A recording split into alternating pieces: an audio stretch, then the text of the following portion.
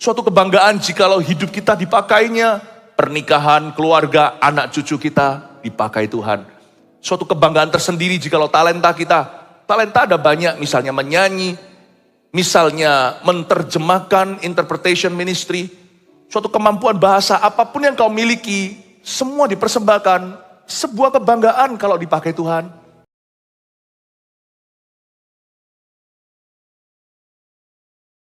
Good morning, our beloved Lord Jesus. Selamat pagi, kekasih jiwa kami, Tuhan Yesus Kristus. Engkaulah suami sorgawi, gereja perjanjian baru, mempelai pria kami, yang ada sekarang di dalam sorga, duduk di sebelah kanan Allah Bapa. Kami berikan semua pujian, kemuliaan dan hormat hanya bagimu. Pagi-pagi kami mengatur persembahan dan penyembahan kami. Kami tata mesbah kami, hanya untuk menyampaikan sebuah pesan kepadamu. That your church loves you. Gerejamu mengasihimu. Tuhan, sampaikan isi hatimu. Kirimkan pesan singkat. Taruh Roh Kudus-Mu melayang-layang di atas pesan Tuhan. Sembunyikan hamba-Mu ini yang hanyalah loudspeaker saja. Di balik salib-Mu, persis di posisi kaki berlubang paku, mengambil arus bawah. Kami datang hari ini untuk menyerahkan bukan hanya tubuh, jiwa, roh kami dalam pimpinan-Mu Tuhan, tapi menyerahkan sepanjang tahun ini. Setiap jiwa-jiwa, setiap anggota keluarga gereja kami, dan semua orang yang nanti akan bergabung kemudian hari, kuserahkan dulu di bawah kaki-Mu. Kaulah gembala yang asli. Engkaulah pemilik jemaat ini. Engkaulah gembala yang asli. Kami hanyalah pasangan-Mu, pasangannya saja. Kepadamu ku kembalikan jemaat yang Kau percayakan. Sebentar, selama berapa jam di pagi hari ini bulan Januari, kuserahkan dalam sebuah pengakuan that they are yours and you are ours. Terima kasih Tuhan Yesus. Beritakan firman-Mu. Kami siap dan ready. Dalam nama Yesus, haleluya. Amin. Selamat pagi, kasih tepuk tangan untuk Tuhan. Jangan duduk dulu. Sewaktu tadi saya bersujud, menanti dan menunggu. Setiap kali saya merem tutup mata saya merasa yang datang banyak sekali. Memang banyak bahkan yang di sini sekarang, di mana saya hadir bersama dengan Anda secara fisik. Tapi saya rasakan yang datang jauh lebih banyak. Perasaannya seperti ada di sebuah stadion besar sekali. Saya mau beritahu kepada semua gereja Mawar Sharon yang sekarang on-site di mana-mana, bahwa kita sungguhan dalam sebuah ruangan, secara supranatural ada urapan. Saya bukan hanya merasakan hadirat Tuhan, saya dapat rasakan hadirat Anda di ruangan ini. Sungguh kita tidak berjarak, tidak berbeda tempat dan waktu. Sungguh Anda berada di samping kami, sujud menyembah di bawah kaki. Love you, GMS di seluruh dunia yang menyaksikan ini bersama-sama dengan kita. Kasih tepuk tangan untuk mereka. Praise the Lord. Haleluya. Silakan duduk. Kidung Agung pasal yang pertama ayat 9.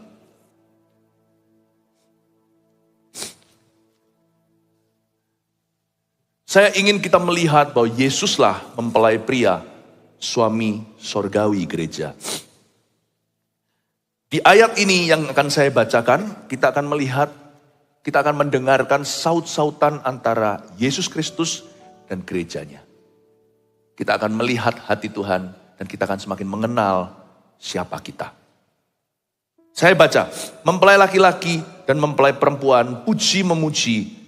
Kidung Agung 1, 9-17. Demikian firman Tuhan. Dengan kuda betina daripada kereta-kereta Firaun kuumpamakan engkau manisku. Moleklah pipimu di tengah perhiasan-perhiasan dan lehermu di tengah kalung-kalung. Kami akan membuat bagimu perhiasan-perhiasan emas dengan manik-manik perak. Sementara sang raja duduk pada mejanya, semerbak bau narwastuku. Bagiku kekasihku bagaikan sebungkus mur, tersisip di antara buah dadaku. Bagiku kekasihku setangkai bunga pacar di kebun-kebun anggur En-Gedi. Lihatlah, cantik engkau manisku, sungguh cantik engkau. Bagaikan merpati matamu. Lihatlah, tampan engkau kekasihku, sungguh menarik, sungguh sejuk petiduran kita. Dari kayu aras balok-balok rumah kita, dari kayu eru papan dinding-dinding kita. Lalu pasal 2 dimulai dengan bunga mawar dari Saron aku, bunga bakung di lembah-lembah. Saya pernah sampaikan soal Kidung Agung berapa lama yang lalu. Tapi ayat ini memang saya tinggalkan, tidak terbahas. Karena saya siapkan untuk hari ini saat kita breakfast with God. Kita mau melihat Tuhan itu lebih intim daripada yang kita kira. Dan kita akan mempelajari hari ini apa yang dia paling suka dari apa yang dia paling suka di dalam kehidupan gerejanya. Ayat 9 dimulai dengan perkataan mempelai pria. Ini kalimat dari Yesus, suami sorga. Dia memuji gerejanya. Dan pertama dia berkata, dengan kuda betina daripada kereta-kereta Firaun, kuumpamakan engkau manisku. Pujian ini terasa aneh di telinga, karena tidak menjamani hari ini. Di zaman modern ini pujiannya beda. Sayang itu biasanya dicetuskan lewat my darling atau my honey. Madu menjadi sebutan kekasih. Tapi zaman dulu gak begitu. Pakai kata kuda betina. Tapi tolong pahami makna di balik ini. Tuhan Yesus berkata kepada kita, dengan kuda betina aku umpamakan engkau, hai manisku. Sadari bahwa kita semua adalah kendaraan Tuhan. Kita ini kendaraannya. Kita ini alatnya, namun Tuhan tidak pernah berniat untuk memperalat kita. Sekalipun dia berkata kita seperti kuda betina, tapi dia tambahkan dan bubuhkan, hai engkau manisku. Suatu kebanggaan loh, bisa menjadi instrumennya Tuhan. Suatu kebanggaan jikalau hidup kita dipakainya, pernikahan, keluarga, anak cucu kita dipakai Tuhan. Suatu kebanggaan tersendiri jikalau talenta ada banyak, misalnya menyanyi, misalnya menerjemahkan, interpretation ministry, suatu kemampuan bahasa, apapun yang kau miliki, semua dipersembahkan, sebuah kebanggaan kalau dipakai Tuhan. Suatu kebanggaan pula yang tiada duanya jikalau bisnis kita dipakai oleh Tuhan, pekerjaan, profesi kita, bahkan kependetaan. Pemakaian Tuhan itu privilege kita. Tuhan gak butuh kalau Tuhan mau selesaikan misinya. Tuhan pakai malaikat, ngapain pakai kita? Tapi kita disebut seperti kuda betina. Gereja Tuhan Perjanjian Baru punya hak untuk iri.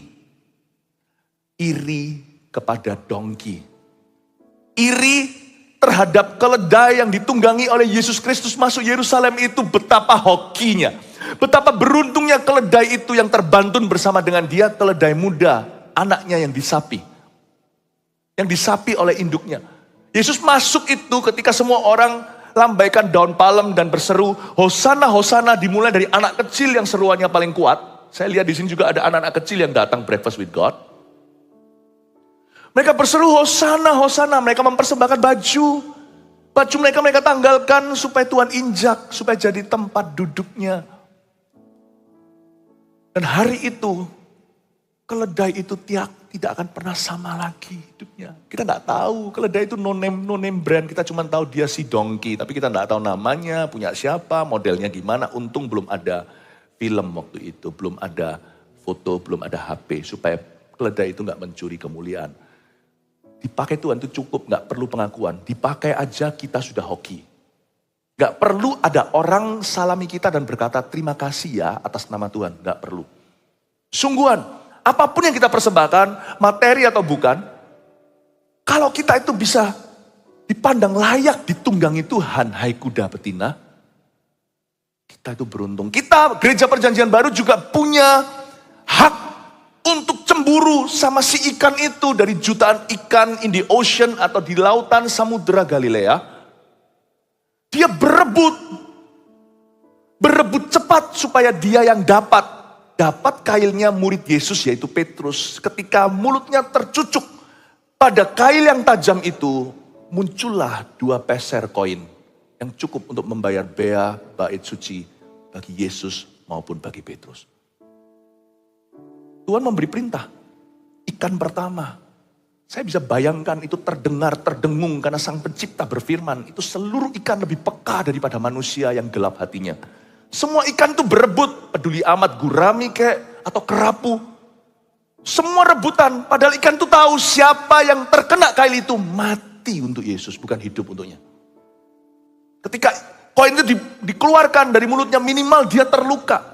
Mereka berebut untuk dilukai Yesus. Untuk membayar bea bait sucinya. Saya juga iri dengan wanita yang rambut panjang bisa menyeka kaki Yesus. Setelah meminyakinya dengan mur atau dengan parfum yang termahal yaitu narwastu. Botol itu pecah. Tapi dia punya rambut gak fair. Rambut saya pendek. Gak bisa buat ngelap. Saya juga sangat-sangat mengagumi sebenarnya seorang wanita punya naluri alami, ngerti bagaimana rasanya menjadi seorang istri. Kita-kita yang macho man, kita-kita yang lurus ini. Saya gak ngerti caranya gimana jadi seorang istri, gak akan pernah paham. Makanya itu waktu saya baca Kidung Agung, saya perlu pewahyuan ekstra. Kalau wanita baca langsung ngerti. Laki-laki kurang peka. Tahu gak, wanita itu ikan maupun dongki, keledai itu, mereka semua dipakai Tuhan. Yang perempuan dipakai untuk meminyakinya demi kematiannya. Ia mempersiapkan aku untuk penguburanku. Jangan tahan dia, Tuhan tegur Yudas. Jangan semua melulu tentang orang miskin. Orang miskin selalu ada padamu. Aku gak senantiasa ada, kamu gak selalu berkesempatan untuk melakukan begitu. Kamu gak punya, setiap kali gak selalu punya opportunity atau sebuah kesempatan untuk berbuat baik kepadaku. Dengan kuda betina daripada kereta-kereta Firaun, aku umpamakan engkau manisku. Ayat 10. Moleklah pipimu di tengah-tengah perhiasan. Ada perhiasan-perhiasan di sini mungkin dia anting-anting. Tapi pipinya yang diperhatikan Tuhan. Saya nggak tahu apakah gereja Tuhan itu di mata Tuhan pipinya itu mulus atau pipinya cabi. Tapi Tuhan puji pipi. Moleklah pipimu. Tuhan tidak puji perhiasannya. Tahukah aset gereja itu nggak seberapa. Yang Tuhan puji adalah kehidupan rohaninya. Segala aset itu inventaris hanyalah fasilitas untuk memfasilitasi sesuatu yang rohani sifatnya. Atau yang kekal dampaknya. Moleklah pipimu di tengah-tengah perhiasan-perhiasan. Kenapa tidak moleklah perhiasanmu di sebelah kanan kiri pipimu. Apalagi kalau berliannya gede-gede harusnya kan menuai pujian. Tapi yang Tuhan puji adalah pipinya yang cabi.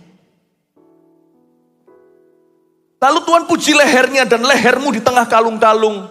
Ini kalung permaisuri, jangan lupa ini adalah istrinya Sulaiman atau Raja Salomo terkaya. Saya rasa kalung-kalung tinjingnya, kalung-kalung tunangannya itu bukan kalung biasa, polosan. Saya rasa itu kalung yang luar biasa dengan berlian yang paling mencolok.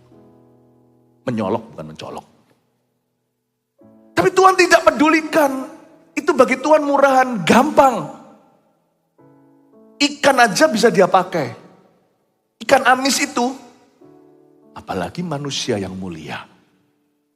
Tapi Tuhan puji lehernya. Do you know that the flesh of the church is more precious and superior to the wealth of the church? Dagingnya, flesh atau badan atau tubuhnya daripada mempelai wanita Kristus yaitu gereja, itu melebihi dalam nilai atau value atau lebih superior, lebih dipentingkan, lebih mahal daripada segala fasilitasnya dan kekayaannya. Tahukah Anda, Tuhan yang Tuhan cintai di balik semua fasilitas yang dia bisa adakan adalah kegerakan. Yang Tuhan sayangi adalah spiritual life-nya, kehidupan rohaninya. Culture-nya atau kebudayaan kerajaan sorga yang kita alami sebagai umat Allah. Yang kita rasakan di gereja ini. Itu yang berharga. Tuhan kasih perhiasan paling mahal itu untuk menghiasi pipi yang dia cinta. Tuhan kasih kalung yang aduhai untuk menghiasi leher yang dia kasihi. Yang Tuhan sayangi itu adalah fleshnya, bukan kedagingan, tapi badan. Tuhan lebih cinta kehidupan rohani kita daripada segala fasiliti. So church is not about the building first of all. Yang pertama-tama gereja bukan tentang bangunannya, bukan tentang sound systemnya, bukan tentang LED-nya, bukan tentang lightingnya, bukan tentang karpetnya, bukan tentang kursinya. Tapi spiritual life-nya, kehidupan rohaninya, kegerakannya. Jesus loves our movement. Tuhan cinta kegerakan kita, makanya Breakfast with God pagi ini saya kasih subtemanya. We are on the move. Saya ingin Tuhan jatuh hati terus sama kita. Lord, yes. Ya Tuhan, kita bergerak. Kegerakan kita itulah yang membuat kita istimewa. Namun demikian bukan berarti Tuhan tidak akan menghiasi kita. Karena Tuhan bukanlah tunangan yang murahan. Di India aja orang kalau mau meminang itu harus kasih keluarga wanita. Kalau di India malah kebalik ya, keluarga pria kalau nggak salah. Berapa ekor sapi?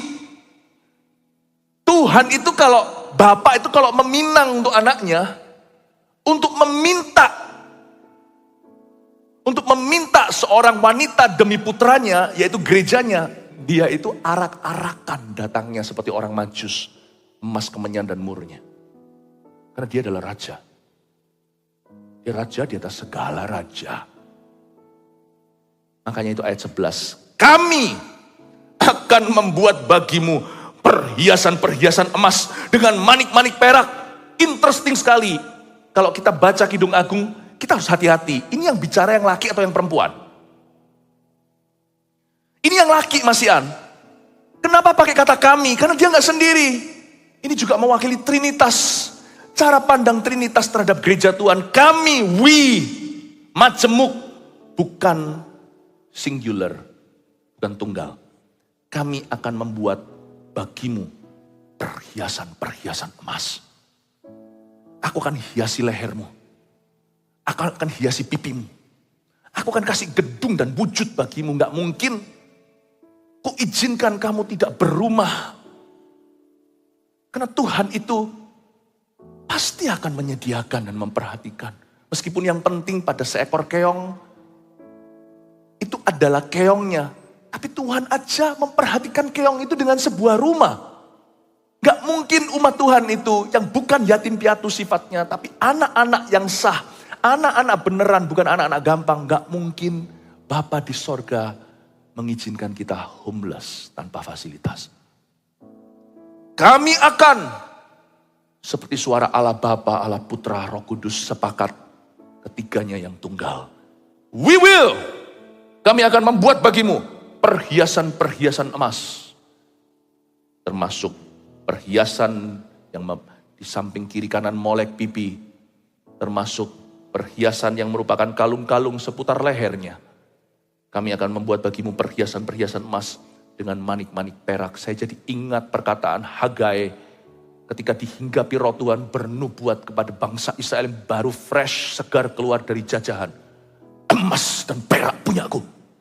Lihatlah mulai hari ini, aku akan membuka tingkap langit bagimu. Wow. Dan Petrus berkata, sekalipun demikian, aku tidak bergantung dengan itu. Dia jarang di gerbang indah. Dia berkata, emas perak tidak kupunya. Humble ya. Apa yang kumiliki kuberikan kepadamu yang emas perak permata tidak bisa beli. Walk my friend, berjalan dalam nama Yesus. Dan seketika itu kencang dan kuatlah tumit kaki si lumpuh yang dari lahir itu. Berdiri dan melonjak-lonjak di bait suci. 3.000 bertobat. Itulah the flesh of the church. Dagingnya gereja itu kerohaniannya.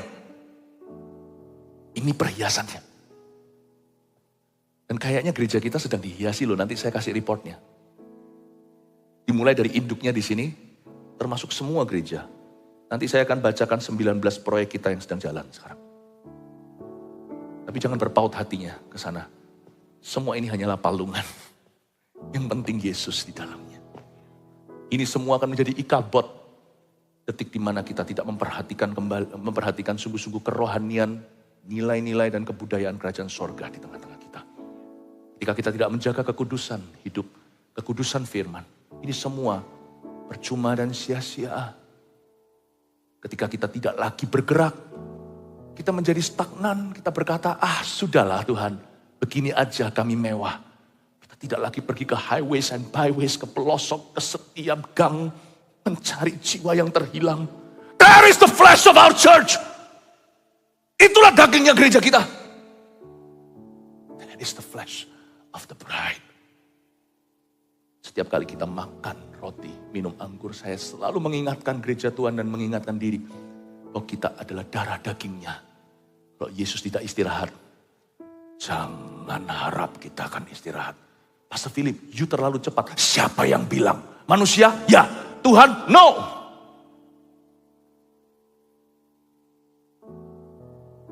Kalau bahasa Jawa Tengahnya campur Ibrani. Ayo, melu aku. Come and follow me as I follow Christ. Mari ikut aku. Sebagaimana aku mengikut Kristus. Terlalu cepat?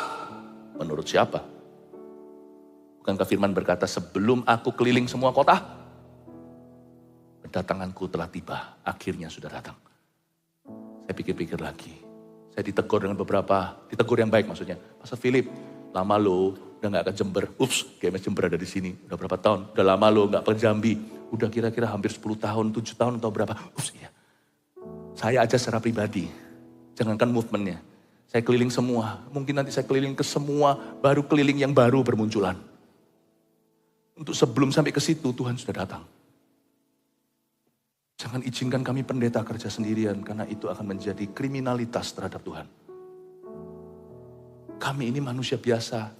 Kaki kami juga dua, tangan kami juga dua. Kami gak lebih cepat dari saudara. Kita harus bekerja sama. We are the church. Kitalah gereja. Bukan engkau siapa, aku siapa. We are the church. Kitalah gereja. And we are on the move. Dan kita akan terus bergerak sampai Tuhan datang. Saudaraku, ini bukan gereja yang paling sempurna. Jauh. Tapi ini gereja yang bergerak. Welcome to the movement. Ayat 12, sementara sang raja duduk pada mejanya, semerbak bau narwastuku. Duduk kok pada meja, agak kritis kalau membaca. Ini bukan duduk di meja, ini artinya bertata. Duduk pada mejanya itu berarti Tuhan bertata, dan dia menyediakan hidangan bagi gerejanya. Dan dikatakan di Alkitab, semerbak bau narwastuku. Sang wanita berkata, bauku harum. Si perempuan ini mengakui bahwa Tuhan bertata di atas pujiannya. Dan bahwa pujiannya harum bagi Tuhannya. Tahukah bahwa pujian gereja itu harum, itu semerbak bau narwastu di hidung Yesus. Makanya kalau saya memuji, saya mau memuji seperti Daud. Saya nggak peduli, sebab persembahan di dalam sebuah kebaktian dimulai ketika saat pujian. Nggak bisa kita datang gereja hanya demi dengar firman-Nya. Karena Tuhan itu suka yang harum, dia suka mencium bau kita. Pada waktu Ishak mencium bau padang liar atau ladang dan padang. Karena Yakub waktu itu memakai kain bulu untuk pura-pura jadi kokonya. Tapi ketika dia mencium bau padang itu langsung tergerak hatinya. Meskipun ketipu nih ceritanya dan menurunkan berkat. Karena zaman dulu mereka orang yang di padang pasir, padang gurun. Hawa alam itu adalah apa yang normal bagi mereka. Ketika Ishak menciumnya dia tergerak. Tuhan tergerak. Bukan kita memanipulasinya. Tapi Tuhan itu hatinya so moved. Sangat tergerak ketika dia mendengarkan pujian kita. Makanya kalau memuji Tuhan saya gak pedulikan kiri kanan. Breakfast with God, persembahan itu bukan dimulai saat offering atau kita mempersembahkan amplop yang kita sediakan dari rumah. Tapi kita mempersembahkan hidup kita dulu. Kita mempersembahkan lewat pujian. Semerbak bau narwastuku. Karena saya tahu Yesus mencium bau jemaat. Dan Tuhan senang sekali bertata di atas pujian umat. Itulah sebabnya di ayat 12 dikatakan sang raja duduk pada mejanya. Dan ketika kita memuji Tuhan, Tuhan itu mencium semerbak bau narwastu. Ayat 13, pujian seperti apa yang Tuhan paling suka? Bagiku, ini pengakuan mempelai perempuan. Bagiku kekasihku bagaikan sebungkus mur, tersisip di antara buah dadaku. Pujian dan penyembahan yang Tuhan paling cinta adalah yang dari hati. Kita nggak asal nyanyi. Tapi kalau hatinya menyembah, mulutnya nggak mungkin diam. Kalau jiwanya memuji, tangannya nggak akan tetap turun. Daud menari-nari sampai disangka gila. Karena orang yang hatinya memuji Tuhan, tubuhnya akan kelihatan. Tapi Tuhan tidak membaca badan. Tuhan melihat hati kita. Makanya di sini mempelai perempuan tahu bagaimana menyenangkan suami. Dia berkata, bagiku kekasihku bagaikan sebungkus mur, tersisip di antara buah dadaku. Maaf, ini tidak ada pornografi dalam firman Allah. Buah dada gereja adalah penyembahan hati. Penyembahan dari hati kepada Tuhan.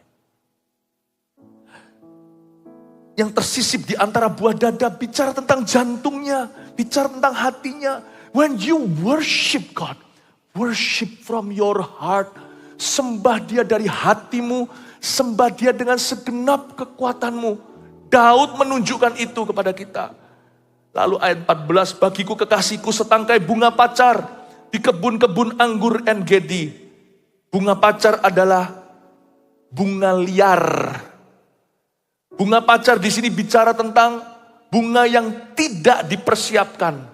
Di kebun-kebun anggur En-Gedi.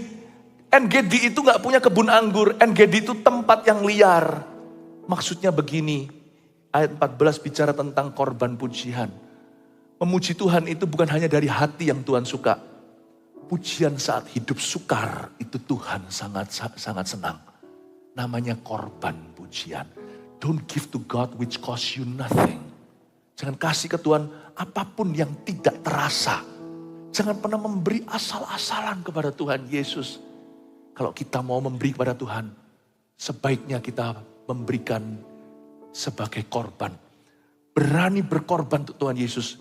Ketika kalimat puji Tuhan susah diutarakan, justru katakan, saat itu syukurmu berubah menjadi korban syukur. Itu yang disebut bunga pacar di kebun anggur En-Gedi. En-Gedi tempat berburu. Di situ juga En-Gedi, Saul memburu Daud dan Daud berlindung di sana. Tahukah di En-Gedi banyak mazmur yang digubah oleh Daud? Justru ubahlah saat-saat kesukaran dalam hidupmu itu menjadi saat-saat pujian. Ubahlah lembah baka, air mata menjadi lembah pujian. Bapak ibu saudara, Breakfast with God hari ini mengajarkan kita untuk memuji Tuhan di dalam segala perkara. Puji Tuhan, saya sangat enjoy tadi waktu kita worship. Sebentar lagi kita akan worship lagi. Mari kita sungguh-sungguh memulai tahun ini dengan mempersembahkan korban syukur kita terlebih dahulu kepada Tuhan. Korban materi itu nomor 2. Mari kita connect hati dengan Tuhan Yesus. Ayat 15 Tuhan menjawabnya. Lihatlah cantik engkau manisku, sungguh cantik engkau, bagaikan merpati matamu. Waktu kita memuji Tuhan, kita nampak begini. Tuhan berkata, lihatlah kamu cantik sekali. Ada satu lagu, judulnya begini. Praise looks good on you. Sungguhan loh, waktu kita memuji Tuhan itu, kita itu cantik di matanya. Orang Kristen tuh gak pernah secantik itu daripada ketika saat dia memuji Tuhan. Kalau kita datang berdandan ke gereja, puji Tuhan. Tapi kalau kita berdandan datang ke gereja, kita tidak memuji sungguh-sungguh, tetap gak cantik di mata Tuhan. Dandanan bisa pas-pasan. Tapi kalau kita memuji Tuhan sungguhan, itu yang paling cantik di kebaktian hari ini. Definisi cantiknya, cantik di mata Yesus itu agak beda. Karena manusia melihat permukaan. Manusia melihat penampilan, Tuhan melihat hati. Dan Tuhan itu menilai kita. Lihatlah ketika si wanita ini semerbak bau narwastu. Ketika dia mempersembahkan sebungkus mur Yang disisipkan di antara buah dada bicara tentang jantung hatinya. Kalau dia menyembah itu dari hatinya terdalam. Bahkan ketika dia ada di NGD, dia merasa kena terik matahari, dia tetap memuji. Tuhan berkata, you are so beautiful. You are so pretty. I want Jesus to continue to praise our church. Saya ingin sekali Yesus terus memuji gereja kita. Buat apa gereja kita dipuji oleh orang-orang di luar? Gereja kita tidak perlu impress gereja lain. Tidak perlu menimbulkan kekaguman sama orang di luar sana. Selama Tuhan Yesus yang memberi pujian pada kita, jangan cari pujian sia-sia. Itu saja yang kita perlukan. Tahun ini yang ku kejar, yang kita kejar adalah pujian dari mulutnya. Good job my servant. Baik sekali perbuatanmu. Itu aja yang kita kejar. Breakfast with God ini memberi kita perspektif yang benar. Memfokuskan kita di arah awal tahun supaya jangan salah jalan, jangan tersesat. Nanti sampai Desember, ini yang kita kejar. Kita mengejar pujian yang dari mulut Tuhan. Semoga nanti di Desember Tuhan berkata, kamu tetap cantik, Gereja Mawar Sharon. How beautiful you are. Nanti kalau kita masuk gedung-gedung baru ya, termasuk yang di Surabaya sini, masuk rooftop, kita akan masuk dengan rendah hati. Tapi jangan kira bahwa yang Tuhan puji nanti adalah gedungnya. Itu kan cuman kalung.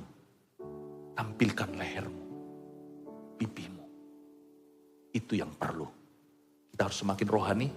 Kalau bergedung harus semakin cinta. Semakin kita diberikan sesuatu yang kesannya bahkan mungkin terlalu mewah bagi kita. Slogan di sini kalau yang rooftop dulu ya, sabar. Kita yang induk di sini biarkan anak dapat gedung dulu. Kita di sini ngontrak tapi keren. Haleluya, mau tepuk tangan gak apa-apa. Tapi remember, ingat ya, itu bukan poinnya. Yang Tuhan mau adalah kita terus bergerak. Spiritual life, kehidupan rohaninya. Dan ketika Tuhan berkata, lihatlah engkau cantik manisku, sungguh cantik engkau bagaikan merpati matamu. Lihatlah, dijawab sama yang perempuan, tampan engkau kekasihku. Sungguh menarik. Gak pernah loh. Saya itu melihat seseorang berkata kepada Tuhan lewat firman ini. Tuhan kau sungguh menarik. Belum ada lagu yang diciptakan begitu. Paling-paling Jesus I love you. Jesus I love you. Belum ada yang berani berkata, but I also like you. Tahu nggak? Kita mungkin cinta keluarga kita. Tapi hobi kita beda di luar. Misalkan laki-laki. Dia cinta sama keluarganya, dia hidupi mereka, sungguh-sungguh bekerja banting tulang. Tapi sekalipun dia mencintai keluarganya, dia lebih suka sama teman-temannya. Kalau mungkin lagi olahraga lah, atau hobi apalah, berburu bersama, gak ada yang salah. Cinta sama suka itu seperti terpisah, dua hal yang berbeda. Departemennya gak sama. Kalau cinta beneran ya cinta family. Tapi kalau sama family itu beban bersama. Tapi kalau sama teman itu rasanya waktu berlalu. Sama Tuhan kan juga gitu, cinta sih cinta, tapi gak terlalu tertarik sama Tuhan. You know, don't just love Jesus, like Him too. Jangan hanya mengasihi Tuhan dengan segenap hati, sukai Tuhan juga. Jadikan masuk hadirat Allah itu seperti hobimu. Waktu lewat tak terasa. Baca Alkitab jangan jadi beban. Aneh ya, kita bisa cinta Tuhan, tapi baca Alkitab beban. No, baca Alkitab itu hobi saya. Saya gak mengada-ngada. Alkitab saya semua berwarna. Belinya di luar sana sama-sama dengan Anda putih semua. Saya saking hobinya, akhirnya saya sudah gak tahu mau stabilo apa. Setiap kata jadi hobi saya, setiap kalimat. Saya seneng pol baca Alkitab ini. Kalau di luar sana orang banggakan baca buku, mereka berkata tahun ini saya baca 7 buku, 10 buku yang populer. Indonesia bukanlah reading culture by the way. Kebudayaan Indonesia, orang Indonesia bukan membaca. Lihat ya, kalau orang Indonesia datang ke toko buku di luar negeri, biasanya suka duduk nongkrong di divisi anak-anak kecil yang banyak gambar-gambarnya. Yang tebel-tebel novel gitu, bukan novel, yang tebel-tebel bacaan apa, kita nggak ngerti. Lihat orang-orang barat, kalau mereka liburan di Bali, sambil bermandi terik matahari, mereka buka buku sambil baca. Kalau kita, nggak mau, kita makan. Saya ini orang Indo, sama dengan Anda. Cuman ketika saya kenal Yesus, mereka mau bangga 7-10 buku. Saya pernah sekali sama teman-teman barat beberapa teman-teman luar negeri ngomong sama saya, wah saya baca sekian buku. Saya berkata, saya baca 66 buku setahun. Dia berkata, oh itu bukan orang Kristen. 66 book, wow, di dalam book club ini kamu championnya. Saya bilang, 66 books yang mana aja? Yang mana? Ada berapa buku dia sebut judul-judulnya yang sekarang sedang lagi hit di pasaran. Yang di luar sana lagi trendy. Saya bilang, saya nggak baca buku. Lalu baca buku apa? Kamu baca buku apa? Saya baca buku Kejadian, Keluaran, Imamat, Bilangan, Ulangan. 66 kan? 39 perjanjian lama, 27 perjanjian baru. Yellow semua. You know I like Jesus, I don't just love him. Saya nggak cuman Jesus I love you. I like him too. Do you like Jesus? Cinta sih cinta sama Tuhan, ke gereja beban, pelayanan beban. Aduh, gak bisa. Coba gabungkan dua dunia itu. Kalau Anda cinta keluarga, Anda merasa luangkan waktu dengan family itu paling fun. Bisa gak Anda merasa Jesus is fun? Bukan funny, kalau funny bahasa Inggris itu berarti lucu. Yesus bukan untuk bahan ledekan. Tapi have you ever seen, pernahkah Anda memandang Yesus itu fun?